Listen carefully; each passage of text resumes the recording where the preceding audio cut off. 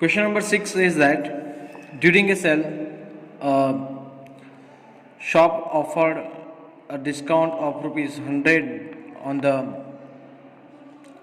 marked prices of all the items. What would a customer have to pay for a pair of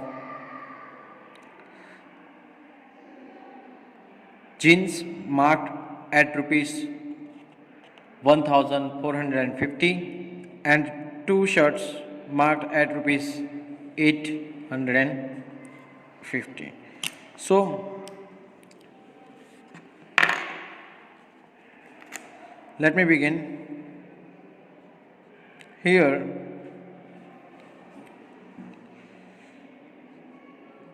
total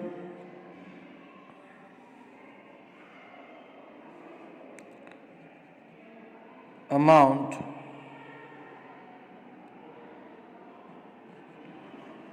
is equal to, now देखो कि भाई उसने एक pair of jeans खरीदी जो कि उसकी कीमत थी, मतलब दो जीन्स की कीमत थी rupees 1450 plus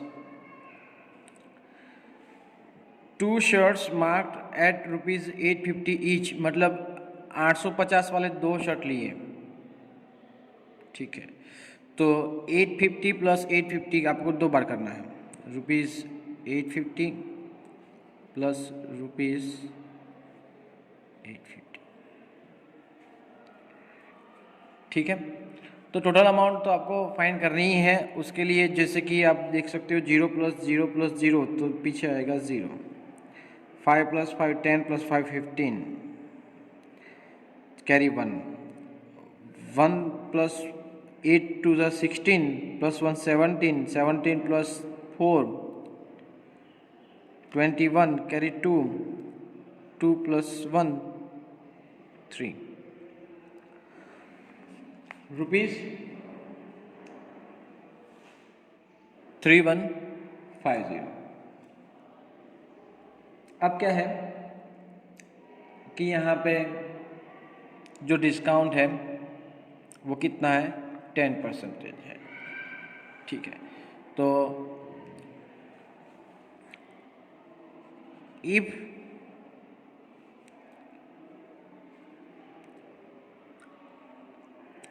mark price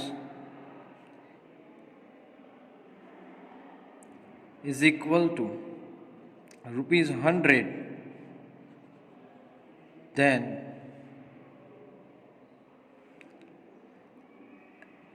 sell price is equal to rupees what 10% discount है, मतलब कितना होगा, 90 होगा।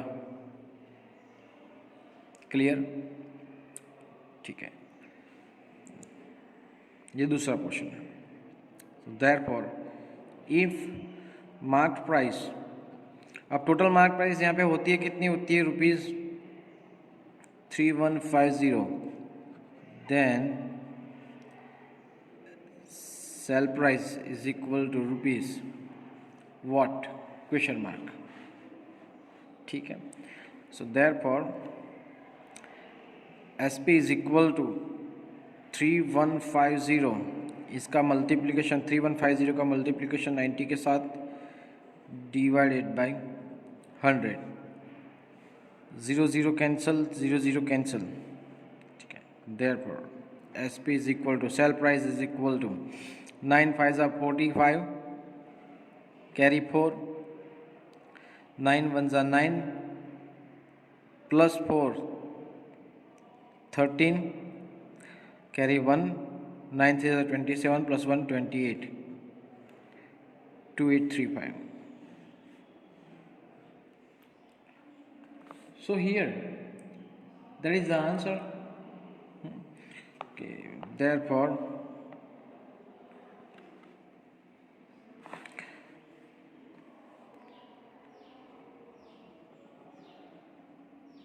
customer have to pay rupees 2835 because it is become now sale price, so cell price is for the shopkeeper, but customer के लिए तो वो क्या हो गया, अब उसके लिए पेमेंट ये करना पड़ेगा, ठीक है ना। तो मार्क प्राइस से हमने सेल प्राइस फाइंड किया आफ्टर द डिस्काउंट, तो भी आप चेक कर सकते हो। इसका दूसरा तरीका भी है, आप उसको फाइंड करने के लिए क्या करें, यहाँ पे ये सब तो सम खत्म हो जाता है। अगर आपको बताया कि 10% ऑफ 3150 फाइंड करना है, मतलब 10 multiply by 3150 divided by 100, 0 cancel, 0 cancel, so it is what 3150। तो जो मेन अमाउंट था, सॉरी 315 ओनली, 3150 में से 315 सब्ट्रैक्ट कर देना है, तो भी आपको आंसर मिल जाता कि 5 + 5 10 करीब 1382। तो ये आंसर वैसे इस तरह से भी आ जाता, आप जिस तरह से चाहे उस तरह से परफॉर्म कर सकते हो, ठीक है। So it's up to you.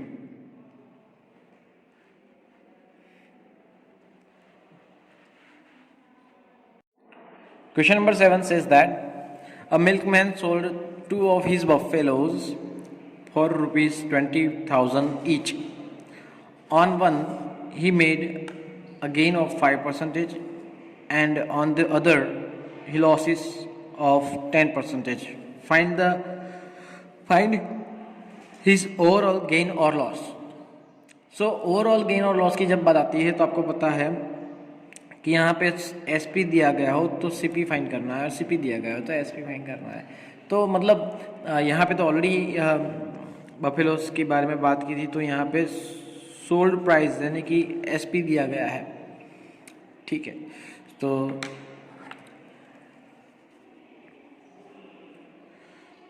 For 5%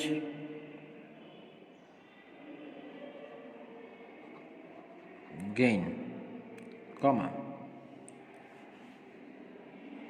SP is equal to rupees 20,000. Let CP is equal to rupees X. ठीक है। अब एक जो बफेलो है उन्होंने 20,000 में, दोनों बफेलो 20-20 हज़ार में मतलब बेच दिए, ठीक है। लेकिन एक पे उसको 5% जो है वो प्रॉफिट हुआ है, और एक पे उसको 10% की लॉस हुई है। तो हर एक के लिए अगर आप कॉस्ट प्राइस फाइंड करेंगे, पहले वाले बफेलो की कॉस्ट प्राइस और दूसरे वाले बफेलो की कॉस्ट प्राइस, तो हमें ओवरऑल ट्रांजेक्शन पता चल जाएगा, ठीक है। सो अब यहाँ से भी दो तरीके हैं, आप चाहे तो मैं यहाँ पे दोनों तरीके यहाँ पे अप्लाई कर देता हूँ, ठीक है। So if CP is equal to ₹100, अब ये प्रॉफिट है 5% का, therefore SP is equal to ₹105, ठीक है। अब उल्टा शुरुआत करना है, when SP is equal to ₹105, then CP is equal to ₹100. When SP is equal to ₹20,000, then CP is equal to question mark, ठीक है। ये पहला तरीका है। अभी हमने एक्स किया था, सपोज वो अभी यहाँ पे काम करेगा नहीं, तो मैं इसको रब कर देता हूँ ताकि आप उसका हेडेक ना लें। वो एक्स वाला हम नेक्स्ट पार्ट में करेंगे, दूसरे वाले पार्ट में करेंगे, ठीक है। So therefore CP is equal to, इन दोनों का क्रॉस मल्टीप्लिकेशन न्यूमरेटर के अंदर 20,000 मल्टीप्लाई बाय 100 डिवाइडेड बाय 105, ठीक है। आप सीधे ही इसका डिवीज़न परफॉर्म कर सकते हो, अगर आप चाहे तो 105 से आप डिवीज़न परफॉर्म कर सकते हो, मुझे कोई आपत्ति नहीं, ठीक है। और आप चाहे तो थोड़ा सिंपल कर सकते हो। सिंपल मतलब क्या, तो 105 जो है, ठीक है, वो क्या कहते हैं उसे, मल्टीप्लिकेटिव है 5 का, तो 5 2 ज़ा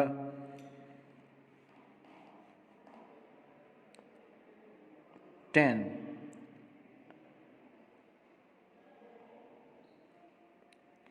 5 ones are 5, then 5 fours are, sorry my mistake, यहाँ पे नहीं, 5 फोर्स आर 20 यहाँ पे, और 3 0 ऊपर कॉपी कर लो। Okay done. So therefore is equal to 1 2 3, ये 3 0 ये मल्टीप्लाई बाय 100 मतलब 2 0 और डिवाइडेड बाय 21। आप चाहे तो ये सिंप्लीफिकेशन का स्टेप नहीं कर सकते हो, थोड़ा कम भी कर सकते हो, डजेंट मैटर। चलो मैं यहाँ पे रफ में आपके लिए डिवीज़न परफॉर्म करता हूँ कि भाई 40,000, सॉरी 1 2 3 4 5, 1 2 3 4 5 डिवाइडेड बाय 21। सबसे पहले तो वन सा ही होगा, क्योंकि टू ज़ा करेंगे तो 21, टू ज़ा करेंगे तो 42 आंसर आता है, जो कि not possible for that. Now for this 21, ये यहाँ 2 तक ही हुआ है, ठीक है। सो 9 + 1 10 कैरी 1 19, ये वाला 0 यहाँ पे कॉपी होगा, ठीक है। अब 9 2 ज़ा 18, ठीक है। 10 ज़ा से तो होगा नहीं, तो 9 ज़ा से ही करेंगे हम। 9 1 ज़ा 9, 9 2 ज़ा 18, 189 माइनस 190, सो आंसर बचता है 1। एक और 0 हम यहाँ पे कॉपी करेंगे, ठीक है। अब ये 0 कॉपी किया, लेकिन ये तो डिविजिबल है नहीं, तो हम रखेंगे यहाँ पे 0 और एक और 0 कॉपी करेंगे। 100, 25 100, लेकिन 21 है, तो ये फोर्सा से काम चलाना पड़ेगा। थोड़ा सा दिमाग लगाओ, आराम से आंसर मिल जाएगा। 4 1 ज़ा 4, 4 2 ज़ा 8, 84 + 16 दैट इज इक्वल टू 100, ठीक है ना। एक और 0 कॉपी करेंगे हम यहाँ पे, यहाँ से 0 कॉपी करते हैं, 160, ओके। तो 8 2 ज़ा 16, यहाँ पे होगा 7 ज़ा से, क्योंकि जो आंसर है 7 2 ज़ा 7 1 ज़ा 7, 7 2 ज़ा 14, ठीक है ना। सब्ट्रैक्शन परफॉर्म करें। 7 + 3 10 कैरी 1, 5 + 1 4 13, एक 0 यहाँ पे और कॉपी करेंगे। और आगे तो 0 बचे नहीं, डेसिमल पॉइंट लगा के हम 0 कॉपी करते हैं। चलिए, डेसिमल पॉइंट के बाद 0, ठीक है। तो 130, 6 7 2 ज़ा 14, 6 2 ज़ा 12। तो चलो हम ट्राई करते हैं 6 ज़ा से। 6 1 ज़ा 6, 6 2 ज़ा 12, 126। अब एक और बार, चलो यहाँ पे हो जाएगा 6 + 4, ठीक है। एक और 0 यहाँ पे कॉपी होगा, नया वाला ना। 40 अगेन ही आ गया, तो 1 ज़ा से, ठीक है, राइट। तो ये रिपीट हो जाएगा, मतलब 19 अगेन आएगा यहाँ पे, 19, ठीक है। तो हमारा जो आंसर आया डिवीज़न का, ठीक है, वो आंसर क्या आया है डिवीज़न का आंसर मैं लिख देता हूँ यहाँ पे, 19,047.619। तो उसको हम क्या करेंगे, 2 डिजिट लास्ट पॉइंट के बाद 2 ही डिजिट रखेंगे, तो 9 को कट करें, तो यहाँ पे 9 को कट करने के बाद क्या आता है, 2 आएगा। सो 19,047.62, because it is greater than 5, so I will add 1 just before this, ठीक है। तो ये सपोज कि भाई एक बफेलो के लिए कॉस्ट पड़ जाएगी, CP1 नाम देते हैं, CP1 नाम देते हैं, ठीक है। चलो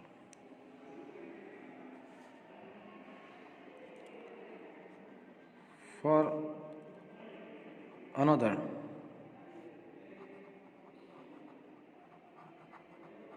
बफेलो, कॉमा, दूसरे बफेलो के लिए S P is equal to what rupees 20,000, वो तो फिक्स ही है। लॉस 10%, ठीक है। Now let C P is equal to x, ठीक है। तो यहाँ पे क्या होगा कि भाई लॉस 10% है। तो हम इसको किस तरह से अकम्बनेट करें? तो यहाँ पे सपोज कि लॉस है तो कौन C P is greater than S P, right?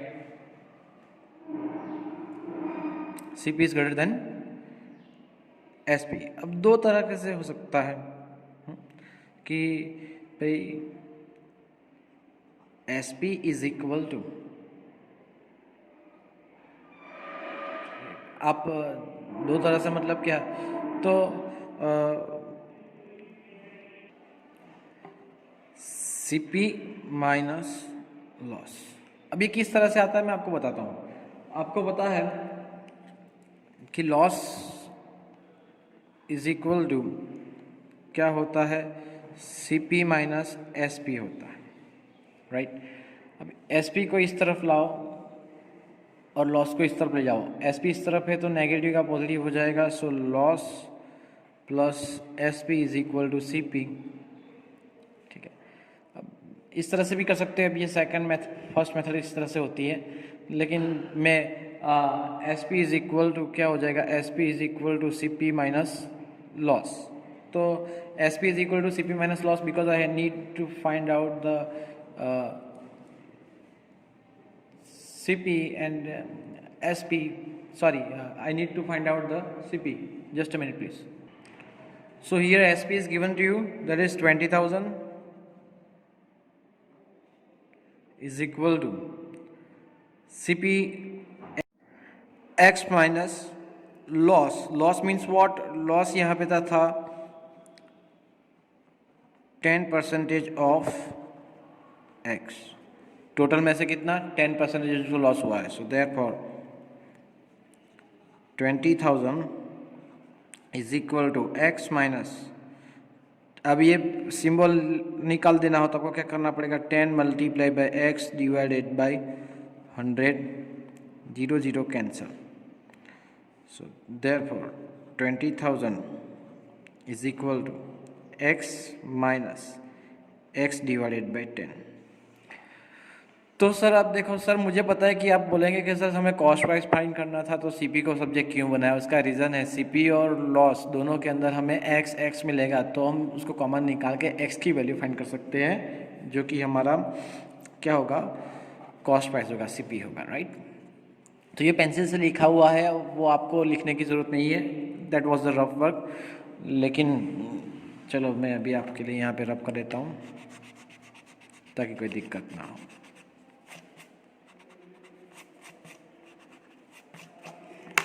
ठीक है। Now 10 multiply by x, 10x minus 1, sorry 10x minus x, तो 9x डिवाइडेड बाई 10। ये कुछ इस तरह से हो सकता है। आप ये सिंप्लीफिकेशन बहुत ही बेसिक है, अगर आप चाहे तो मैं डिटेल में यहाँ पे परफॉर्म करता हूँ। x minus x divide by 10, LCM 10 आएगा तो यहाँ पे होगा 10x divided by 10 minus x divided by 10। Base denominator common है तो यहाँ पे न्यूमरेटर का जो होगा वो 10x minus x divided by 10, so 10x minus x 9x divided by 10। तो इसका आंसर, फाइनल आंसर मैं यहाँ पे लिखता हूँ, is equal to 9x divided by 10 is equal to 20,000। अब ये 10 यहाँ पे डिवीज़न में सामने मल्टीप्लिकेशन में, 9 यहाँ पे मल्टीप्लिकेशन सामने डिवीज़न में, और मैं फ्लिप भी कर देता हूँ। Therefore x is equal to 20,000 multiply by 10 divided by 9, ठीक है। अब 20,000 मल्टीप्लाई बाई 10 यानी कि यहाँ पे ऑलरेडी 4 जीरो तो थे ही, एक और जीरो हो गया, 1 2 3 4 5, 1 2 3 4 5 डिवाइडेड बाई 9। चलो 9 टू ज़ा 18 टू 0 कॉपी, 9 टू ज़ा ये वाला 0 कॉपी हुआ, 18 टू ये 0 कॉपी, 2 ज़ा 18 टू ये वाला 0 कॉपी, 2 ज़ा 18 टू ये वाला 0 कॉपी, 2 ज़ा से होगा 9 टू ज़ा 18.22। तो इसका जो आंसर आता है वो 2222.22 पूरा जो सिंप्लीफिकेशन करने के बाद therefore x is equal to 12345.22। ठीक है, तो x मतलब हमारा जो कॉस्ट प्राइस था दूसरे बफेलो के लिए वो है। सो देयरफॉर मैं लिख देता हूँ, therefore CP2 is equal to 2222.22। चलो ना, therefore overall CP is equal to, overall CP मतलब CP1 प्लस CP2, मैं डायरेक्टली यहाँ पे अमाउंट लिखूंगा, CP1 CP2 नहीं लिखूंगा। सो 19047.62, that was the cost price of the first buffalo, and for the second buffalo 2222.22। ठीक है, ओके। हियर दोनों का एडिशन करें, so is equal to 2 + 2 4, 6 + 2 8 point, 2 + 7 7 8 9, 4 + 2 6, 0 + 2 2, 9 + 2 11, carry 1, 1 2 3 4 5, 1 2 3 4 5, 2 + 1 3 + 1 4। now therefore overall CP is equal to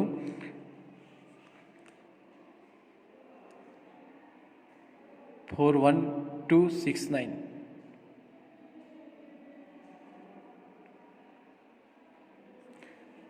therefore overall SP is equal to 20,000 multiply by 2 करेंगे तो हो जाएगा 40,000। therefore here what CP is greater than SP, there my mistake, here will be loss, so loss is equal to CP minus SP. Cost price is greater than the sell price, so obviously losses occur, so therefore loss is equal to, what is the cost price, 41269.84 minus sell price 40,000, right. तो चलो subtraction perform करते हैं इसका, मैं यहाँ पे side में subtraction perform करके देता हूँ। 41269.84 40,000.00, so 1269.84, that is your answer, right? So therefore loss is equal to 1269.84. so therefore the milkman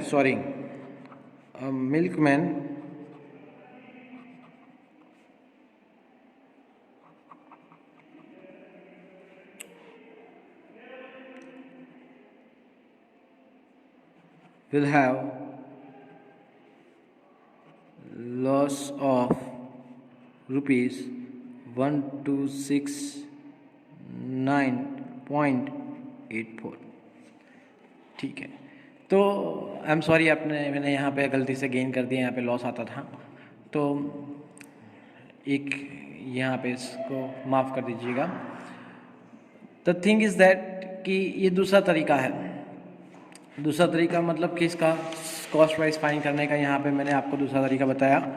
तो ये दूसरी तरीके से आप कॉस्ट प्राइस सीपी फाइंड कर सकते हैं, ठीक है, एक्स सपोज करके, और ये हमने जनरल जो था वो फॉर्मूले से लगाया। आपको जो पसंद आया दोनों में वही परफॉर्म कर सकते हो। यहाँ पे भी एक्स सपोज कर सकते हो, चाहे तो आप यहाँ पे भी नीचे ये वाली मेथड भी नीचे कर सकते हो, ठीक है।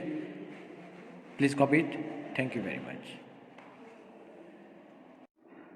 So question number 8, the price of a TV is rupees 13,000. The sale tax charge on it is at the rate of 12%. Find the amount that Vinod will have to pay if he buys it. मतलब क्या कि TV का जो mark price है वो 13,000 rupees है, और उसके ऊपर 12% जो है वो सेल टैक्स ऐड होने वाला है, ठीक है। Here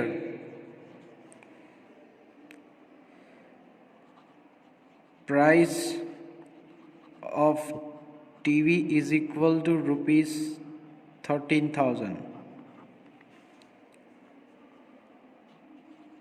cell tax is equal to 12%,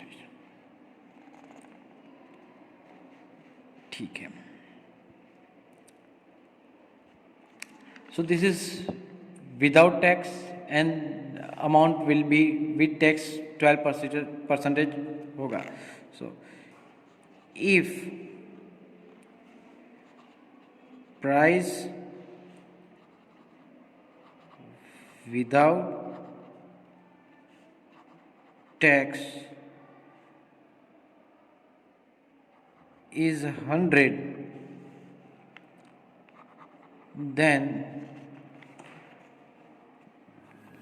with tax is equal to, अगर प्राइस विदाउट टैक्स 100 रुपीज़ हो, ठीक है, तो विद टैक्स कितना टैक्स है? 12% है, तो विद टैक्स कितना होगा? 112। If price without tax is rupees 13,000, then with tax, sorry, my mistake, with tax is equal to 13,000 multiply 112 divided by 100. 13,000 multiplied by 112 divided by 100. 0 0 cancel, 0 0 cancel, ठीक है। Now आपको क्या करना है? मल्टीप्लिकेशन करना है। किसका मल्टीप्लिकेशन करना है? 112 multiplied by 13, 112 multiplied by 13. So 112 0, 3 2s are 6, 3 1s are 3, 3 1s are 3, 0 6 3 4 5, 3 plus 1 4 1, ठीक है। So that is the answer is equal to 1456. Therefore, Vinod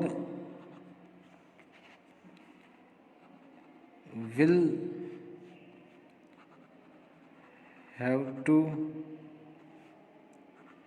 पे रुपीज़, कितने रुपए कहा मैंने आपको यहाँ पे?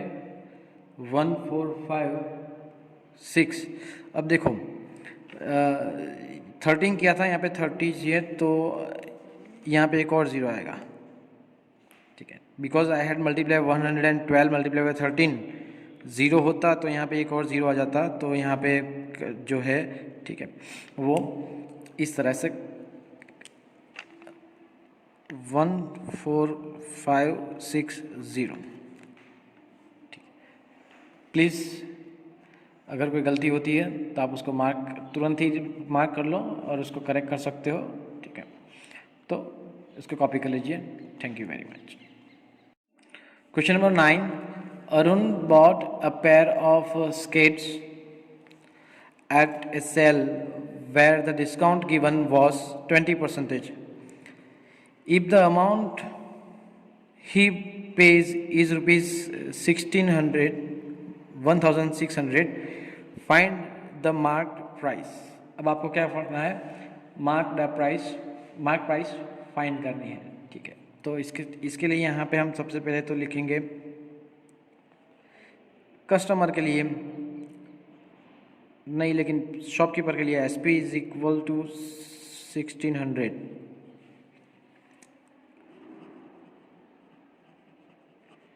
डिस्काउंट इज इक्वल टू 20%, ठीक है।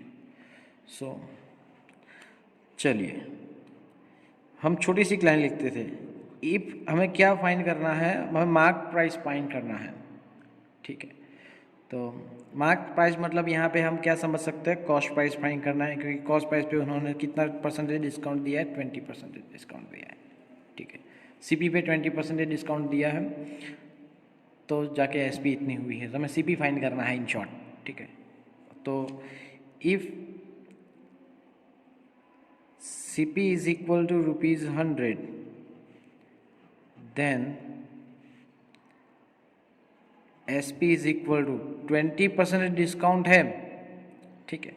तो क्या हुआ, 80, ठीक है। So therefore if SP is equal to rupees 80, then CP is equal to rupees 100. If SP is equal to 1600, then CP is equal to question mark. Therefore CP is equal to, ठीक है, 1600 multiplied by 100 divided by 80. 0 0 cancel, 8 to the 16, that is 20. So therefore CP is equal to 2000. So therefore the marked price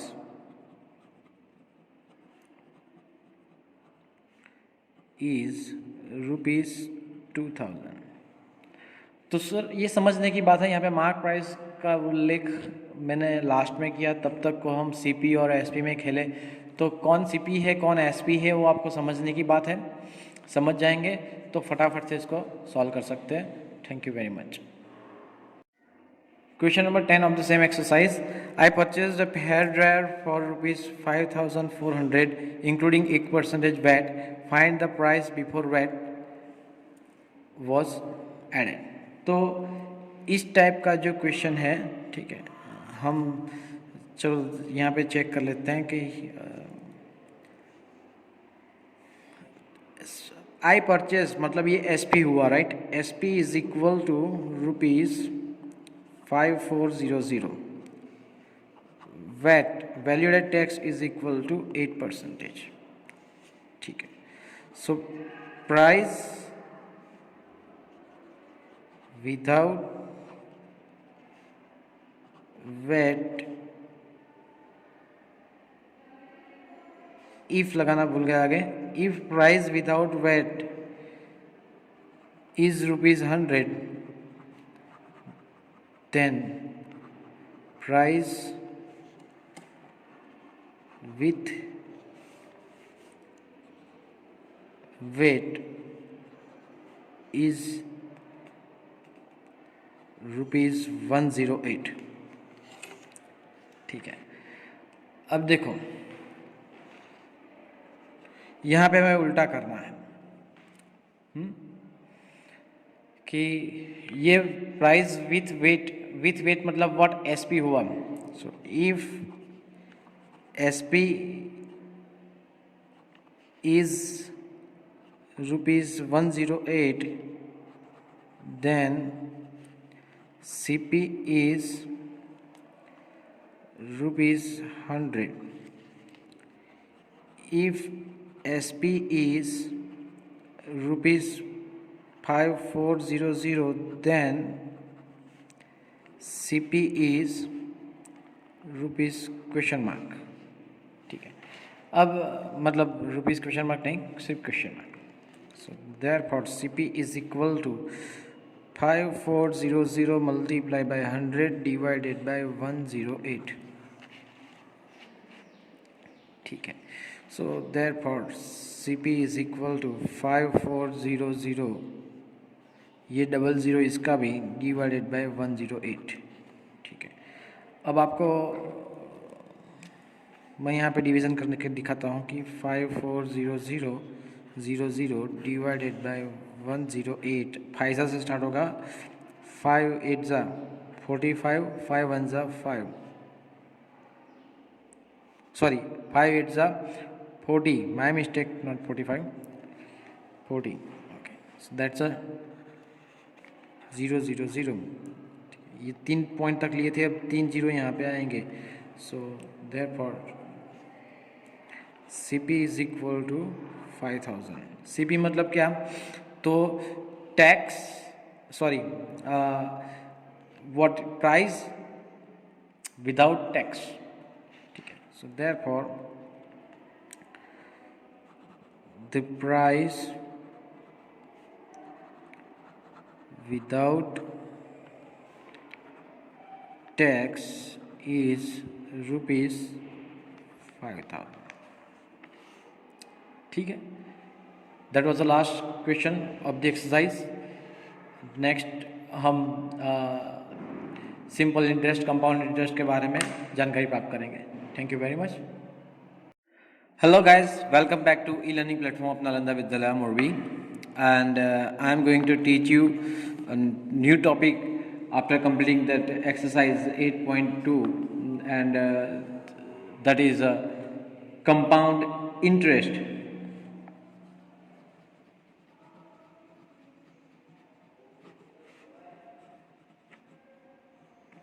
Now the thing is that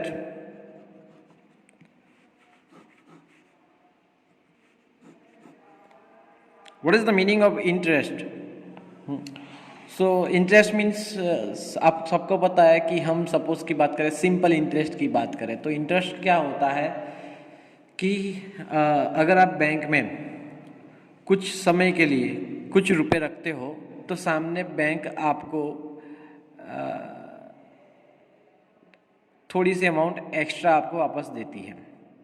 या फिर जैसे कि suppose कि आपने एक दोस्त को 1000 रुपये दिए 1 साल के लिए, और आप बोलते हो 1 साल के बाद मुझे 100 रुपये ज़्यादा चाहिए। ठीक है, तो 1 साल के बाद उसको आपको कितने मिलेंगे? सॉरी 1100। ठीक है, तो जो आपने 100 रुपीज़ एक्स्ट्रा पाए, that is called the interest. ठीक है, तो आप सिंपल इंटरेस्ट के बारे में सब कुछ जानते हो। मैं आपको चलो छोटा सा टॉपिक ले लेते हैं, सिंपल इंटरेस्ट।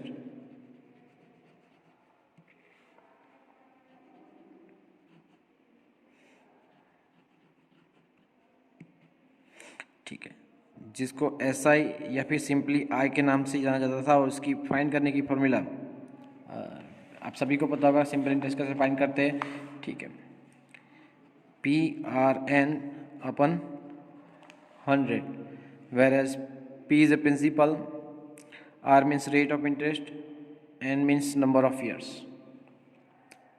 ठीक है, तो कंपाउंड इंटरेस्ट और सिंपल इंटरेस्ट में क्या फ़र्क है मैं आपको बताता हूँ कि सपोज कि आपके पास 1000 रुपीज़ है।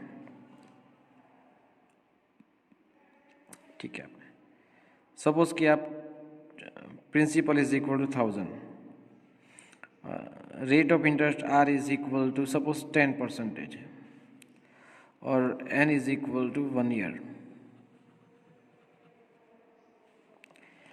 पहले साल के लिए सिंपल इंटरेस्ट अगर अकाउंट करते हो तो SI is equal to PRN upon 100 is equal to 1000 multiply by 10 multiply by 1 divided by 100, 0 0 cancel, 0 cancel. So SI is equal to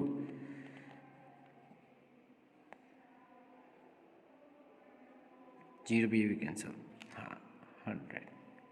मैंने सोचा ज़्यादा क्यों आ रहा है. ठीक है, तो end of 1 year total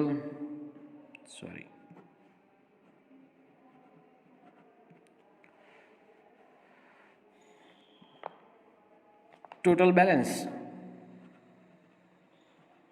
is equal to, अब देखो 1000 तो था प्लस इंटरेस्ट 100 मिला, कितना मिला 1100. ठीक है, for second year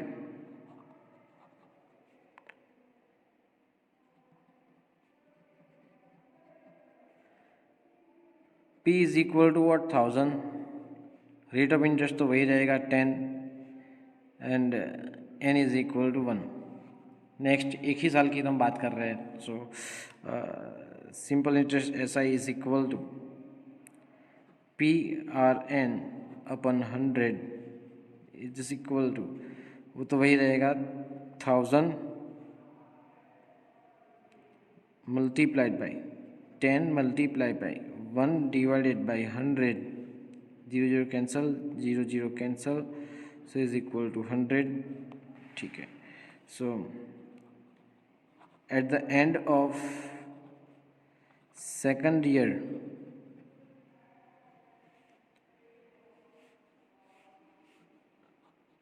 total balance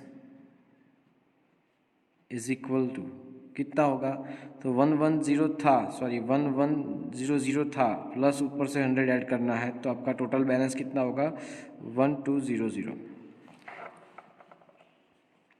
ठीक है, हालांकि कंपाउंड इंटरेस्ट में क्या होता है कि जब पहले साल तो सिंपल इंटरेस्ट जैसा ही होता है, लेकिन at for second compound interest की बात करें, सपोज हम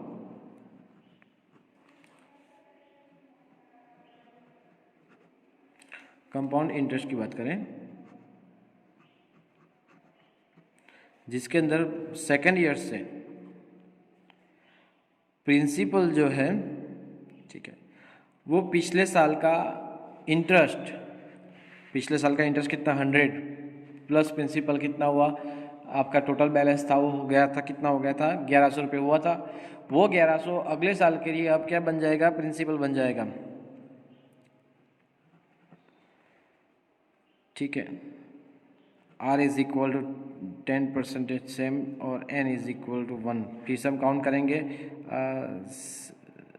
interest is equal to 1100 multiply by 10 divided by 100, 0 0 cancel, 0 0 cancel, I is equal to 110. So यहाँ पे हमारे पास अब एंड ऑफ सेकंड ईयर जो मिलता है, वो मिलता कितना मिलता है आपको पता है, 1100 तो था ही, प्लस 110 और हो चुके, तो कुल मिला के हुए 0 1 2 1. यहाँ पे 1200 रुपये थे, यहाँ पे 1210 हुए, 10 रुपये का डिफरेंस है. कंपाउंडेड एनुअली अगर आप करते हो दूसरे साल से, पहले साल तो सेम ही रहता है जैसे सिंपल इंटरेस्ट करते हो, दूसरे साल से चेंज हो जाता है. चलो फॉर थर्ड ईयर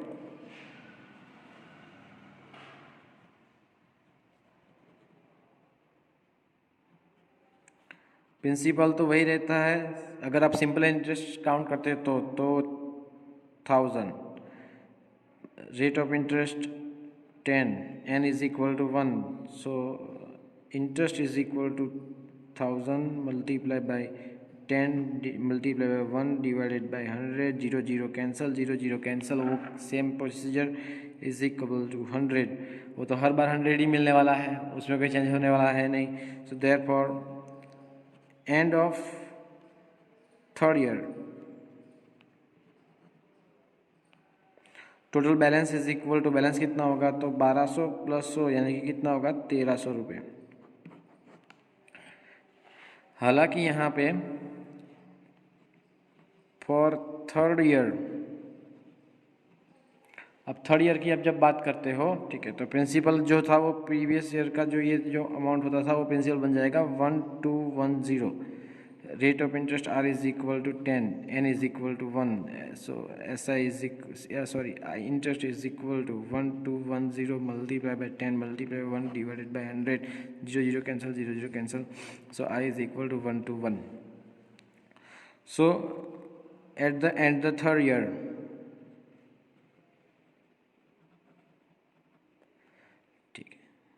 हमारे पास अमाउंट कितना होगा, तो आपको पता है कि पिछले साल 1210 प्लस 121, 1210 प्लस 121 टोटल होगा 1331। So the thing is that कि आप देख सकते हो गैप बढ़ गया, 31 रुपीज़ का गैप आ गया। तो हर साल देखो, पहले साल में तो दोनों सेम ही रहता है, सेकंड ईयर से सिंपल इंटरेस्ट का कैलकुलेशन तो सेम ही रहता है, लेकिन कंपाउंड इंटरेस्ट में क्या होता है कि फर्स्ट ईयर का जो अमाउंट मिलता है, amount means was principal plus interest, वो जो अमाउंट है पिछले साल का वो क्या बन जाता है, प्रिंसिपल नेक्स्ट ईयर के लिए, ठीक है। तो ये जो अमाउंट हुआ था सेकंड ईयर का, वो थर्ड ईयर के लिए क्या बन गया, प्रिंसिपल बन गया, ठीक है। तो इस तरह से कंपाउंड इंटरेस्ट कैलकुलेट हो सकता है। और हमारे पास आपको ऐसा ज़रूरी नहीं है कि हर बार इस तरह से आप मंथ वाइज कैलकुलेट करो, हमारे पास उसको फाइंड करने की एक फॉर्मूला भी है जो आप सभी को मैं यहाँ बताना चाहूँगा। Amount A is equal to in the bracket P in the bracket 1 plus R upon 100 raise to power n. n stands for the time period, r stands for rate of interest, p stands for principal, it is the amount when it is compounded. This formula is used when it is the interest is compounded annually. तो जब भी आपको compounded annually आए तो आपको ये formula का इस्तेमाल करना है। तो अब क्या है कि ये जो फॉर्मूला है इसका इस्तेमाल हम कंपाउंडेड हाफ ईयरली के लिए भी कर सकते हैं। तो जब भी हमें आपको कंपाउंडेड हाफ ईयरली करना हो, ठीक है, तो क्या करना है, तो आपको कुछ नहीं करना है, आपको सिर्फ और सिर्फ रेट ऑफ इंटरेस्ट जो है वो आधा कर देना है, ठीक है। अब वो किस तरह से हम इस्तेमाल करेंगे, आपको जब मैं सम करूँगा तो परफॉर्म करूँगा तो मैं आपको वहाँ पे बताऊँगा, तब उसका आप ख्याल रखिएगा कि मैं क्या करता हूँ और किस तरह से उसको फाइंड करता हूँ, ठीक है। Now applications of compound interest formula, ये जो फार्मूला है उसकी जो एप्लीकेशन है वो इंक्रीज या फिर डिक्रीज पॉपुलेशन में या फिर प्राइस में, growth of rate of bacteria, ठीक है, या फिर जैसे कि मैं कह रहा हूँ कि कोई भी अमाउंट दी गई है, सपोज कि कोई भी प्रोडक्ट की प्राइस दी गई है, ठीक है, तो एक निश्चित दर से उसकी प्राइस रेट इंक्रीज होती है या फिर डिक्रीज होती है, तो 3-4 साल के बाद उसकी प्राइस कहाँ तक होगी वो सारी जानकारी प्राप्त करने के लिए हम कंपाउंड इंटरेस्ट की फार्मूला का इस्तेमाल करते हैं। इस टाइप के जो सब आएंगे तब मैं वहाँ पे और डिटेल में समझाऊंगा, लेकिन फिलहाल आपको याद रखना है this is the formula to find out the compound interest, ठीक है। हाफ ईयरली कैसे फाइंड करते हैं, ठीक है, वो सारे क्राइम के क्वेश्चन हम आपको एक्सरसाइज के अंदर बताएंगे, आप थोड़ा ध्यान रखिएगा, ठीक है। तो चलो हम आगे बढ़ते हैं हमारे एक्सरसाइज 8.3 की ओर। So exercise 8.3 first question, that is calculate the amount and compound interest. अब कंपाउंड इंटरेस्ट कैसे फाइंड करते हैं, तो compound interest C I is equal to, ठीक है, अमाउंट माइनस प्रिंसिपल। जिस तरह से हम इंटरेस्ट फाइंड करते हैं कैसे, अमाउंट माइनस प्रिंसिपल, ठीक है। तो उसी तरह से कंपाउंड इंटरेस्ट भी इसी तरह से फाइंड करेंगे। लेकिन इंटरेस्ट हमें डायरेक्टली मिल सकता है, लेकिन कंपाउंड इंटरेस्ट हमें डायरेक्टली मिल सकता नहीं है, क्योंकि कंपाउंड इंटरेस्ट फाइंड करने की कोई फार्मूला नहीं है, लेकिन अमाउंट फाइंड करने के लिए फार्मूला है when it is compounded annually. So सबसे पहले हम यहाँ पे लिखेंगे कि ₹10,800 for 3 years at the rate 12 integer 1/2% per annum compounded annually. अब जब ऐसी चीज़ें दी गई हो, ठीक है, तो सबसे पहले प्रिंसिपल पी, आंसर की शुरुआत करते हैं, is equal to ₹10,800, N is equal to 3 years, ठीक है। Now R rate of interest, R is equal to 12 integer 1/2, ठीक है।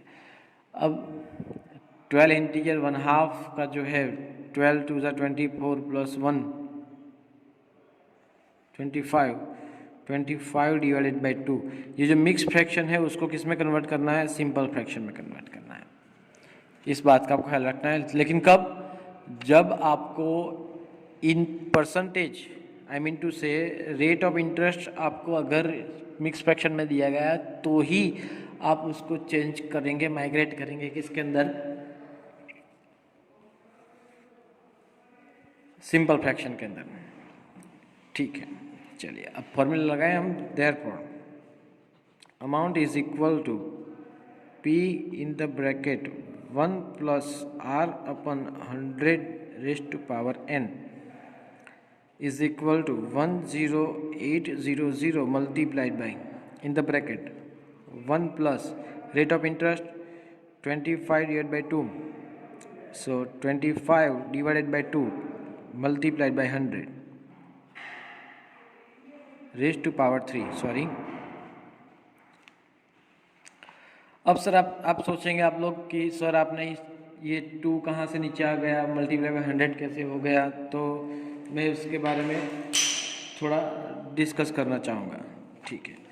तो देखो क्या है कि 25 डिवाइडेड बाई 2 डिवाइडेड बाई 100, अब ये न्यूमरेटर का डिनोमिनेटर कहाँ जाएगा, डिनोमिनेटर के अंदर जाएगा, so 25 divided by 2 multiply by 100, so is equal to 10800 multiplied by in the bracket 1 plus 25 divide by 100 two ज़ा 200। अब मैं चाहूँ तो उसको सिंप्लीफाई कर सकता हूँ, लेकिन मैं अभी भी सिंप्लीफाई नहीं करूँगा। डिपेंड करता है कि अगर इजीनेस, अगर आपको सम इजी लगता है तो आप इसको सिंप्लीफाई कर सकते हो, अगर लगता है कि सम टिपिकल हो जाएगा तो इजी मत कीजिएगा, ठीक है, डिडक्ट मत कीजिएगा। मैं चाहूँ तो यहाँ पे 25 के टेबल में आ सकता है, तो मैं उस तरह से परफॉर्म कर सकता हूँ, ठीक है। लेकिन मैं फिलहाल इसको एज इट इज ही रखूँगा, is equal to 10800 multiplied by 1 plus, sorry my mistake, यहाँ पे मैं 200 1 ज़ा 200 plus 25 225 divided by 200, sorry, raised to power 3। चलिए सिंप्लीफाई किया इसको मैंने, 200 1 ज़ा 200 प्लस 25 यानी कि 225 divided by 200 raised to power 3, ठीक है, is equal to 10800 multiply by 225 multiply by 225 multiply by 225 divided by, अब ये सभी के डिवीजन में आएगा क्योंकि बीच में मल्टीप्लिकेशन का सिंबल है, एडिशन का सिंबल निकल गया तो आपको टेंशन है नहीं।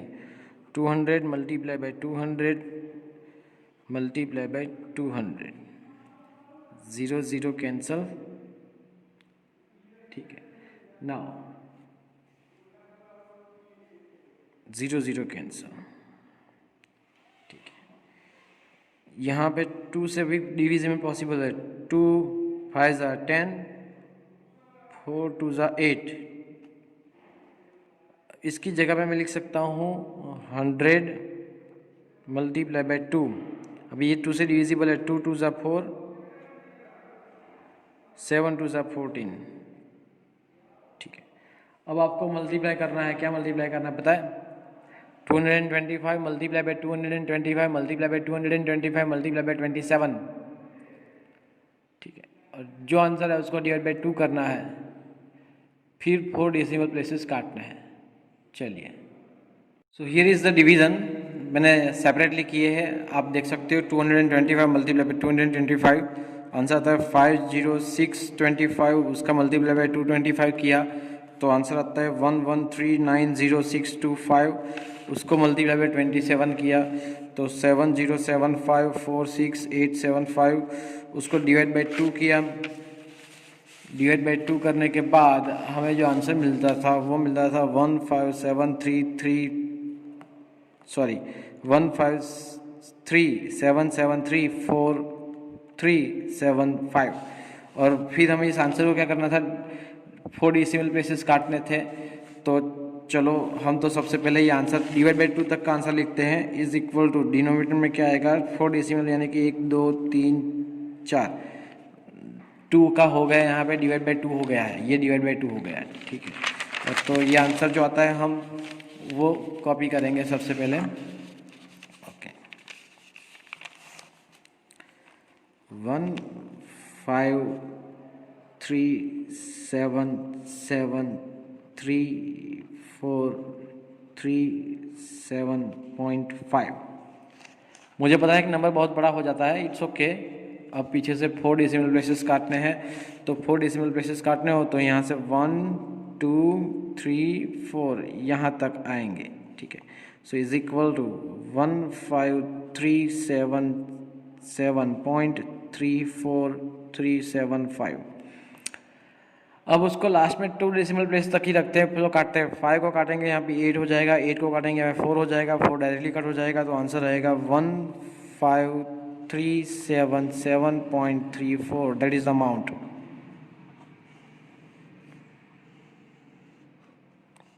Now CI is equal to amount minus principal is equal to 15377.34 minus 10800।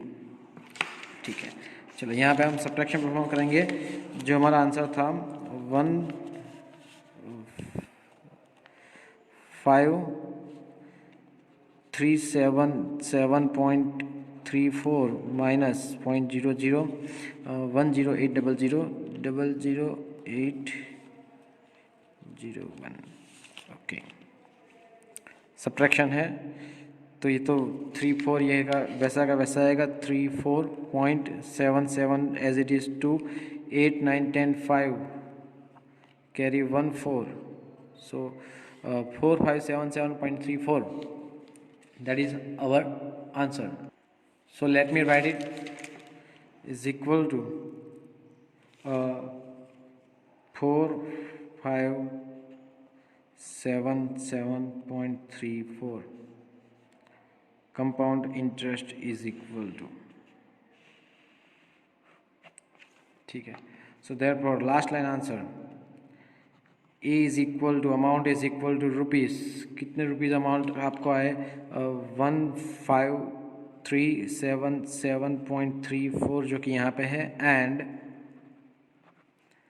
Compound interest CI is equal to rupees 4577.34।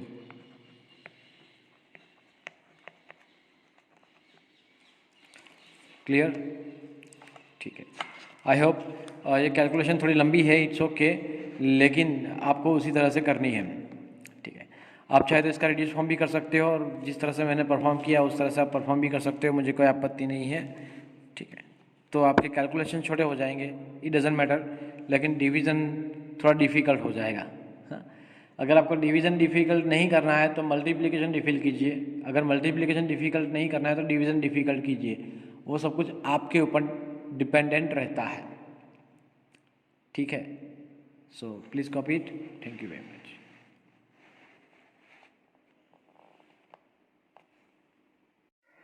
So here the B मतलब क्वेश्चन नंबर 1 का दूसरा एक क्वेश्चन है, सब क्वेश्चन ऐसे 4 है टोटल। तो ₹18,000 for 2.5 years at 10% per annum compounded annually. आपको क्या फाइंड करना है, उसका अमाउंट भी फाइंड करना है कंपाउंड इंटरेस्ट से, और उसका कंपाउंड इंटरेस्ट भी फाइंड करना है। तो जब भी से ईयर्स के लिए आपको मिक्स फ्रैक्शन आए तो क्या करना है मैं आपको बताता हूँ, ज़रा यहाँ पे गौर फरमाइएगा। सपोज 3.5 years हो या फिर 2.5 years हो, तो आपको यहाँ पे पहले तो 3 साल का कंपाउंड इंटरेस्ट की तरह से आपको, या फिर यहाँ पे 2 साल का, मतलब ये इंटीजर होता है उतना आपको कंपाउंड इंटरेस्ट की फॉर्मूला यूज़ करके ईयर आपको ये करना है। जो अमाउंट मिले वो आधे साल के लिए सिंपल इंटरेस्ट फाइंड कर देनी है। अमाउंट जो मिलेगी वो इसकी क्या हो जाएगी, प्रिंसिपल हो जाएगी, कंपाउंड इंटरेस्ट नहीं, इसमें आप सिंपल इंटरेस्ट की फॉर्मूला यूज़ करनी है। ठीक है, तो चलो किस तरह से हम इसका जोड़ निकालते हैं, आप कृपया करके देख लीजिएगा। ठीक है, principal is equal to 18,000, rate of interest is equal to 10%, और सबसे पहले n is equal to 2 years के लिए निकालते हैं। कंपाउंड इंटरेस्ट की फॉर्मूला हम लगाएंगे n is equal to 2 years के लिए, तो कृपया यहाँ पे ध्यान देना।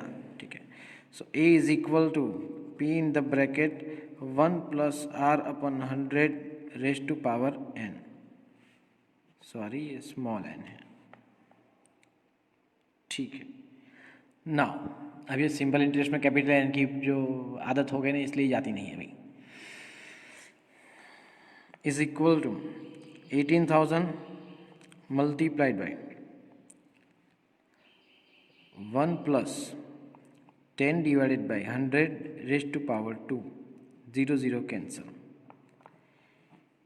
18,000 multiplied by 1 plus 1 upon 10 raise to power 2। बहुत ही आसान है, सिंपल स्टेप्स जो परफॉर्म कर रहा हूँ। Is equal to 18,000 multiplied by 10 1 10 plus 1 11 divided by 10 raise to power 2, यानी कि क्या 18,000 मल्टीप्लाई बाई 11 का स्क्वायर 121 डिवाइडेड बाई 100, 10 का square 100, 0 0 cancel, 0 0 cancel, 180 multiply by 21 121, यानी कि मैंने आपको 11 का स्क्वायर देखो यहाँ पे, 11 का स्क्वायर 121 और 121 मल्टीप्लाई बाई 18 यानी कि 2178, ये मल्टीप्लिकेशन ऑलरेडी करके रखा है, तो 2178 और ये जीरो एक्स्ट्रा है, वो जीरो यहाँ पे कॉपी होगा। So that is the amount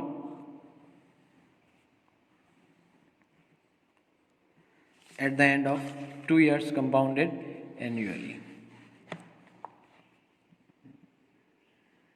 Now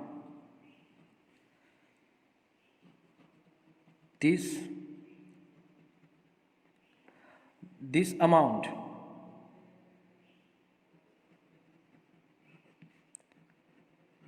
will become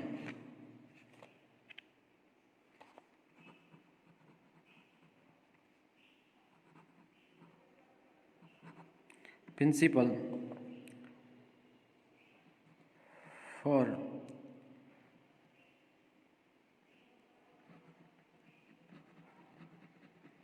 calculating simple interest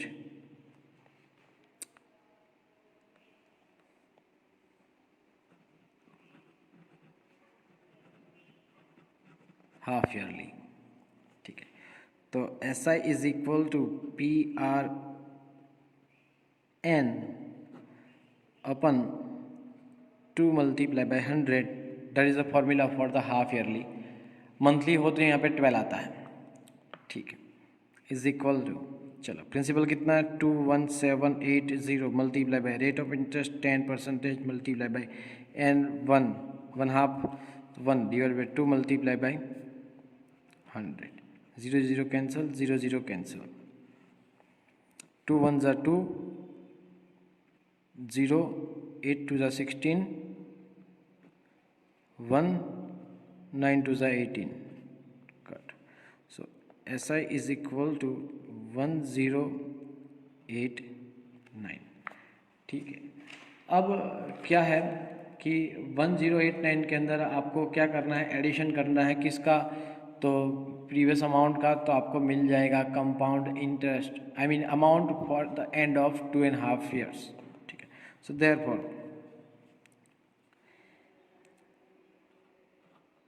eight the end of 2.5 years A is equal to 21780 plus, ये सिंपल इंटरेस्ट ऐड करना है 1089। ठीक है, so therefore A is equal to हमारे पास amount आएगा वो जो है, आराम से कैलकुलेट करना, 0 प्लस 9 तो 9, 8 2 ज़ा 16 और 6 carry 1, 6 plus 1 7 plus 1 8, 1 as it is, sorry 1 plus 1 2 and 2 22869। ठीक है, therefore compound interest is equal to amount minus principal, एक चीज़ मिल गई हमें ये। ठीक है, therefore compound interest is equal to 22869 minus amount था हमारा 18,000 रुपीज़। ठीक है, सो 18 19 20 22। अभी अगर सब्ट्रैक्शन परफॉर्म करते हो, साइड पे मैं आपके लिए परफॉर्म कर देता हूँ, चलो जहाँ पे परफॉर्म किया था कि 22869 minus 18,000, so 968 as it is, 18 19 20 22 4 done, 4869। therefore CI is equal to 4869। that's all। So last line answer आप लिख सकते हो अपने आप, किस तरह से लिखना आपको पता है। therefore here amount is equal to rupees 22869 and compound interest is equal to rupees 4869। please copy it। thank you very much।